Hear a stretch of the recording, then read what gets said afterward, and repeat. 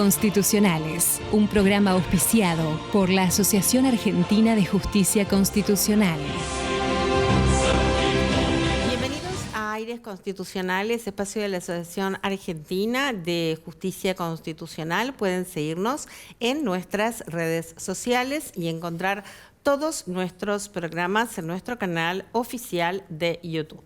En el marco de una causa en la cual se denegó un recurso federal extraordinario que fue interpuesto por los apelantes, solo fue suscripta esa resolución por una de las vocales del Superior Tribunal de Justicia de la provincia de Santa Cruz, además sin haber ordenado el traslado que requiere el artículo 254 del Código Procesal Civil y Comercial de la Nación. La Corte ya tiene dicho que tratándose de un tribunal colegiado, la resolución que esté firmada por uno de los miembros del tribunal impide que esa resolución sea tomada como un pronunciamiento del tribunal colegiado. Esto es lo que exige el artículo 257 del citado código para la concesión o la denegatoria del recurso. Y desde esa óptica es entonces que la Corte entendió insoslayable aún de oficio, declarar la inexistencia del auto denegatorio del recurso extraordinario, sumándose que además se había omitido ordenar el traslado que también lo requiere el mencionado artículo. Respecto de esta cuestión de ordenar traslado y notificar a las partes, la Corte ya ha expresado que esto es de carácter fundamental en las diversas etapas del proceso, que es sustancial para el ejercicio de la defensa en juicio en forma amplia, de acuerdo a lo requerido por la garantía constitucional del debido proceso. De tal manera que las partes puedan entonces introducir todos los elementos en la causa que consideren conducentes para la correcta resolución del caso. En tal sentido, la doctrina legal de la Corte en cuanto a la omisión del traslado ha sido exigir en general, ¿no? En la doctrina general legal exige dejar sin efecto la resolución dictada y ordenar remitir los autos a fin de que se sustancie el trámite adecuadamente respecto del recurso remedio federal que ha sido interpuesto. Muy bien, ahora vamos a una breve pausa y ya volvemos con más Aires Constitucionales. Estaremos conversando en el día de hoy con nuestro invitado especial sobre el proyecto de ley de inocencia fiscal.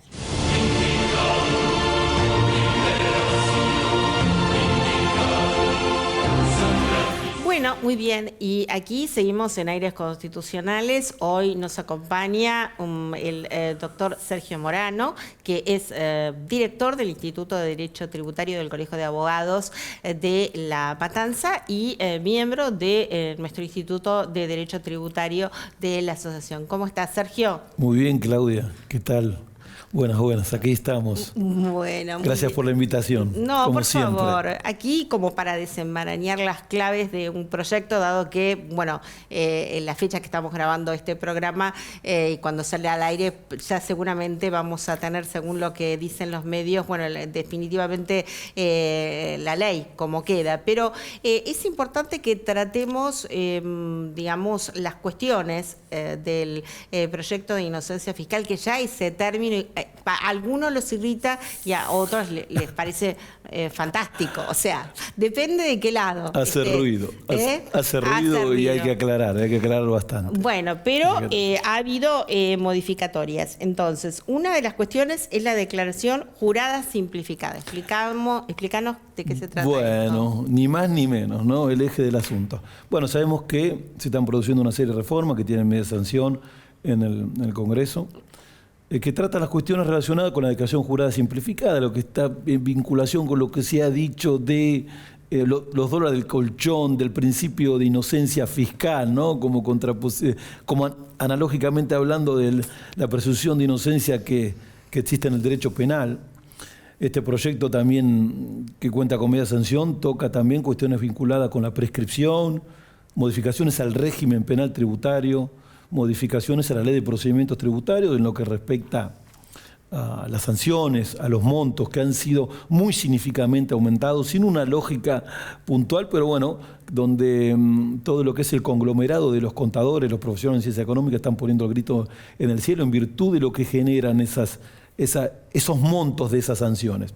Así que bueno, hechas estas aclaraciones, más allá que también se produce una pequeña reforma de 2 artículos, el 2532 y el 2560 del Código Civil y Comercial de la Nación, respecto también de la prescripción en materia de tributos en lo que son las provincias y los municipios, que es bastante interesante, ya llegaremos, si el tiempo nos lo permite, para hablar de la cuestión de la competencia, si la prescripción es un instituto del derecho procesal o del derecho sustantivo de fondo que corresponde a la nación o a las provincias regularlo.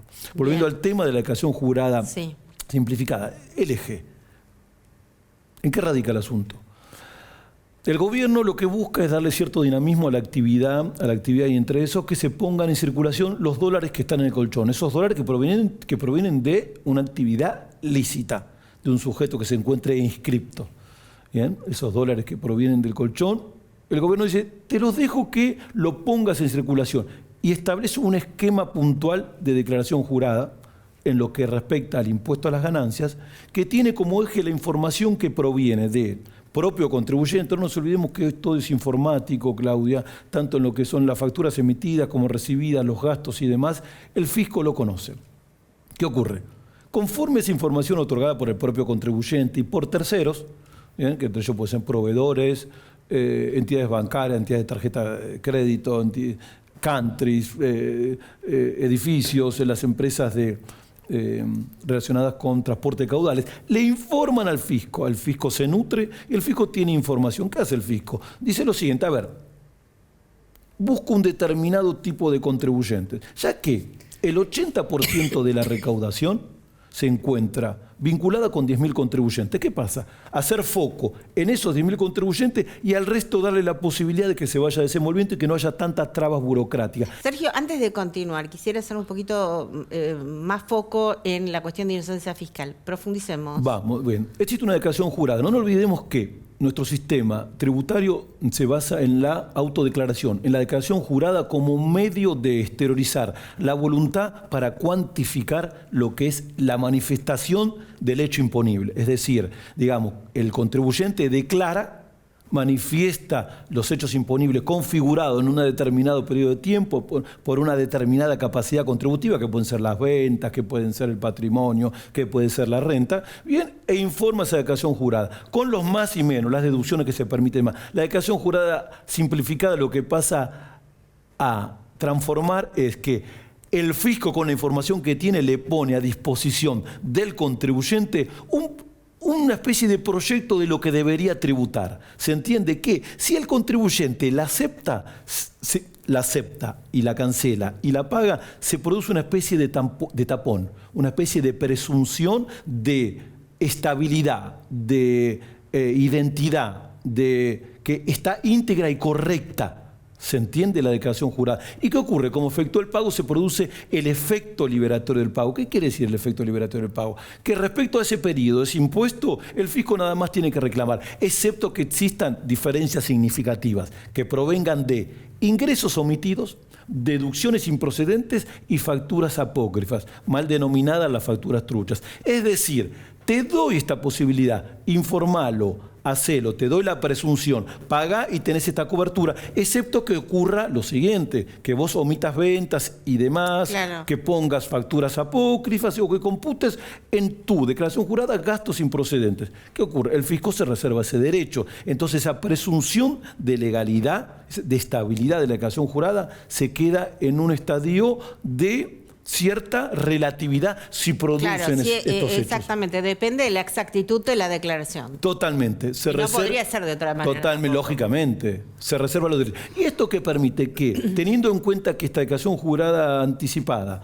bien que ya cuenta con su reglamentación, tanto vía decreto como resolución general, respecto del momento en que se puede uno adherir, que lo puede hacer hasta el vencimiento de la declaración jurada, uno puede adherirse e incluso el procedimiento para desadherirse o renunciar, que es hasta antes de la presentación, eso es un matiz, permite, digamos, hacer esa presentación, agilizar el proceso y exime de la obligatoriedad que hoy existe para el régimen general del impuesto a las ganancias en lo que es la declaración jurada, de informar el patrimonio del contribuyente, tanto al inicio como al final del periodo, e incluso los montos consumidos. ¿Qué ocurre? Al efecto de establecer la suma a pagar, no se van a considerar los movimientos patrimoniales que ha tenido el contribuyente en el medio. Siempre que provenga de un dinero lícito, de una actividad lícita, es decir, dinero que en virtud de lo que dicen los considerandos de las normas relacionadas, digamos que los ciudadanos argentinos han tenido que recurrir a cierta informalidad en el ejercicio de su actividad, y ese ejercicio de esa actividad provocó la existencia de algunos ahorros que provienen de una actividad lícita, pero que no se encuentran exteriorizados. El Estado que desea, para ponerlos en circulación, que por medio de este esquema, como no vamos a preguntar de dónde vienen, excepto que exista alguna denuncia, alguna cuestión penal, alguna cuestión, digamos, que no sea un dinero proveniente de una actividad lícita, sino que provenga de una actividad ilícita. Claro, por eso eso también tiene que ver con el principio de inocencia. O sea, se presume tal cual que es inocente. ¿Y qué ocurre? Y también viene aparejado esto con la eliminación y modificación de regímenes de información. Es decir, vos antes comprabas un auto, bien, en 20 millones de pesos, tenías que presentar una declaración jurada. Ibas al banco, depositabas dinero en efectivo, tenías que presentar una... O sea, es como que siempre, dígame de dónde vienen los fondos, dígame, o sea, es como que siempre te preguntan. Claro, en realidad ahí es una presunción. De ahí viene esto. Por eso la eliminación y la modificación de estos regímenes que tienen como finalidad, digamos, alivianar esa carga, hasta determinados niveles, Claudia. Antes había que... Sí, claro. Antes había que probar por las presentaciones que uno hacía que era lícita la operación, o sea, que eran... Tal cual. ¿no? Que era todo lícito. Ahora es al revés. Ahora presumo. Ahora presumo que es lícito, no presentes nada. Lo presumo, totalmente. Si no, bueno. Hasta determinado nivel, como también se ha derogado el régimen de información de escribano cuando se compran unas propiedades, hasta determinado nivel. Claro. Cuando compras un auto, hasta determinado nivel. Porque se presume que arriba de este nivel, digamos que no se encuentran dentro de estos sujetos que apunta el gobierno respecto a la declaración jurada simplificada, que tiene determinadas condiciones, es decir, contribuyentes que tengan un nivel de facturación determinado o un nivel de patrimonio determinado, ¿se entiende? No es que para cualquiera, bien, acá estamos hablando de miles de millones de pesos, bien 10.000 millones en el caso de patrimonio, bien... y demás, quizás 1.000 millones en el caso de ingresos. ¿Bien? Entonces, ¿qué ocurre? Sí para algunos, bien con determinadas cualidades, tanto numéricas como... Hasta esos montos podemos presumir tu inocencia. Tal cual. Después ya... Eso, superado ello, bien, es como que dicen, bueno, a ver... Este régimen no te aplica a vos. Quiero verlo, este movimiento patrimonial que has tenido. Más allá de que, bueno, digamos que creemos que... Digamos, no nos olvidemos que esas exteriorizaciones de capital que se harían con la finalidad de hacer circular esos fondos, también eso, bueno, ¿de dónde han venido? Porque otros contribuyentes han tenido, digamos, esa capacidad de generación de fondos y lo han sometido a tributación.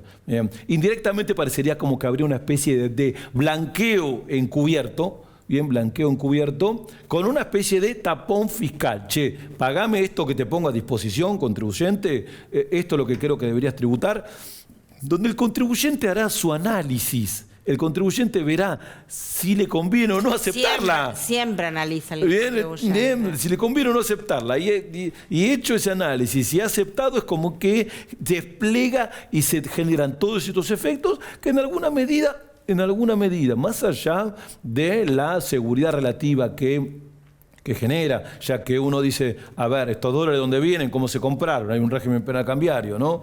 Bien. Nadie va a preguntar de eso, claro, porque la norma nada exime de todo eso. ¿Qué ocurre? Procede de esta manera, ponelos en circulación, yo no te los voy a ver. Esa es un poco la idea. Siempre que no seas un sujeto que en algún momento tenga alguna problemática, una dificultad vinculado con una actividad ilícita, y me parece que ahí se abre el juego, teniendo en cuenta que aparece una discrepancia significativa entre lo declarado y la información que se obtiene, que en algún momento puede acercar la presunción de estabilidad de la declaración jurada presentada. Claro. Y creo que esta cuestión objetiva de la determinación de los montos está linkeado con justamente las actividades ilícitas, porque si hay actividades ilícitas no van a ser por esos montos menores. Parecería, tal cual. Parecería, al menos parecería. Presumimos. O sea, es como se pone un corte. Claro. Digamos, de acá para abajo presumimos esto claro, y veremos qué ocurre. No nos olvidemos que después se verá cómo cuando se ponga a rodar el esquema, que ya está, o sea, uno hoy entra en la página de Arca y tiene la posibilidad de adherirse. Por lo tanto, es como que existiría, más allá de que con la media sanción no alcanza porque falta la norma de fondo, la norma legislativa, Claudia. Bien. Hablando del régimen penal tributario, ¿cómo quedaría conformado? ¿Seguimos hablando en potencial? Después vamos a tener una segunda parte. Lógicamente, sí, tal cual. Después vamos a tener una segunda parte viendo cómo quedó. ¿Cómo quedó? Bueno. Por lo que está hoy dando vuelta y lo que tiene media sanción, se han producido modificaciones importantes a las condiciones objetivas de disponibilidad. Digamos, las sumas a partir del cual se considera que una acción ilícita en materia penal pasa a ser atrapada por el régimen penal tributario o queda en el ámbito de lo contravencional, de una sanción administrativa. Claro. ¿Qué ocurre? Hoy tenemos que una evasión simple, conforme el artículo 1, es de 1,5 millones de pesos. O sea, por año. Sí, sí. Por año es como que... Lo que gastamos en la vida, mínimamente. Muchas veces se hace cierta analogía con lo que vale un celular, ¿no? Claro. O sea, tengo un celular, o sea, puedo ser, es un digamos, gasto pasible. Un gasto no ordinario, eso pero es lo que hay hoy, Claudia. Claro. Y ese 1,5 millones de pesos hoy se estaría llevando a 100 millones de pesos. Claro. No nos olvidemos que cuando nace el régimen penal tributario, viene en la década del 90, bien, en la época del gobierno de Menem, por medio de la ley 23771, estas sumas eran, como estaba la convertibilidad, era la evasión tributaria existía cuando se superaban los $100.000. Hoy a este momento estaríamos hablando de, pongámosle como número redondo, 150 millones de pesos. Bien, sumas un poco más considerables, más realistas con lo que es el cambio de nivel del poder adquisitivo de la moneda. Se ha producido también muchas modificaciones cuando se la considera evasión agravada. Hoy hay que superar, hoy es 15 millones y esos 15 millones pasan a ser bien 1.000 millones. Lo que antes eran $100.000 pasó a ser 100 millones de pesos y lo que antes eran $1 millón hoy pasa a ser 1.000 millones de pesos. Claro. Se entiende un poco por ahí. Después tenemos algunas cuestiones relacionadas con la fuga del proceso, lo que se denomina la bala de plata, que se encuentra vigente hoy al menos con la vieja ley del régimen penal, la 27430. También existe, continúa y se establece momentos, según exista o no denuncia penal y demás. Bueno, antes que exista la denuncia penal, el contribuyente que paga el capital y el interés se exime bien de la eventual denuncia y eventualmente una vez que ya existe la denuncia y demás, habrá que pagar capital, interés y una multa equivalente al 50% de la evasión del tributo. Aparece, digamos, una particularidad adicional. ¿Eso cuántas veces se puede ejercer? Una vez. Sigue siendo una vez. Sigue siendo una vez, por eso se lo denomina la bala de plata. Claro. Aparece también una modificación que exime de la aplicación, digamos, la evasión tributaria de la posibilidad de la aplicación del artículo 59.6 del Código Penal, que es el Instituto de la Reparación Integral. No es aplicable, porque ya que hay controversia sobre su aplicación o no, si rige la ley especial que es el régimen penal o si se puede aplicar el método extintivo de la acción vinculado con la reparación en materia general, ya que es ley penal más benigna, podría ser, o el principio pro homine, ¿bien? Así que es excluida directamente.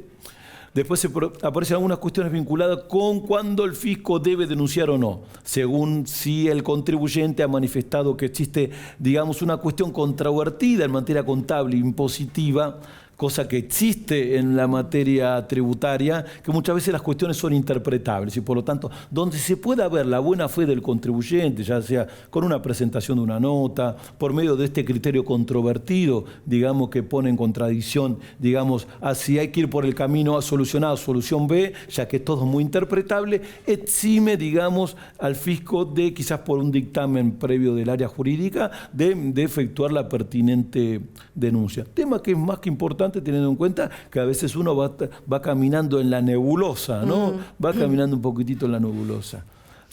Así que entiendo que eso es lo más importante. ¿Cuánto tiempo tienen para ejercer las acciones sobre esta reforma? Mira, hay algo importante, Claudio, ya que lo traes. Hablas de tiempo y hablas de prescripción. Sí. Es algo importante. A veces no uso tanto las palabras técnicas. Bien, lógicamente, el tiempo. Estamos hablando de prescripción. Y hay algo interesante en la modificación del régimen penal tributario que dice que cuando esté prescripta la acción, cuando esté prescripta las facultades de fiscalización en lo que respecta a la cuestión del tributo en sí mismo, digamos que que se extinguiría la acción penal. Es una particularidad, una novedad, habríamos que ver eso cómo queda, si, digamos, el Ministerio Público, digamos, aceptaría a pie juntillas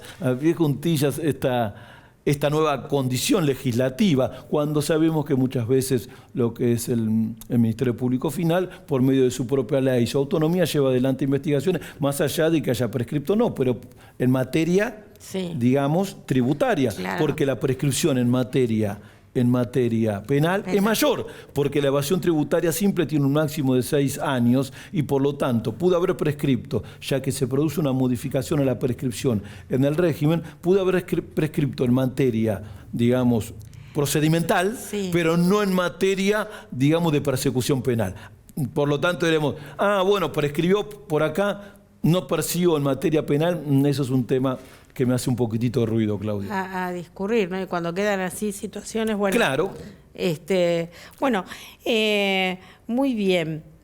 Has tocado así y ya estamos terminando. ¿Qué pasa con las cuestiones referidas a la situación de las provincias, los municipios? Bien, perfecto. Nos queda poquito, pero como hay gente de la provincia viendo, lo vamos a instalar, esto es federal, ¿no? claro. O sea, lo dejamos instalado.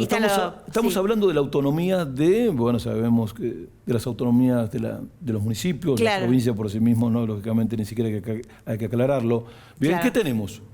¿Cómo se rige la cuestión de la prescripción hoy en materia de tributación local y municipal? Bien, por medio del 2532 y el 2560 del Código Civil y Comercial, que establecen que cuando la normativa de las provincias o los municipios nada dicen respecto a la prescripción, se aplican 5 años. Después de cada provincia regula. ¿Qué ocurre?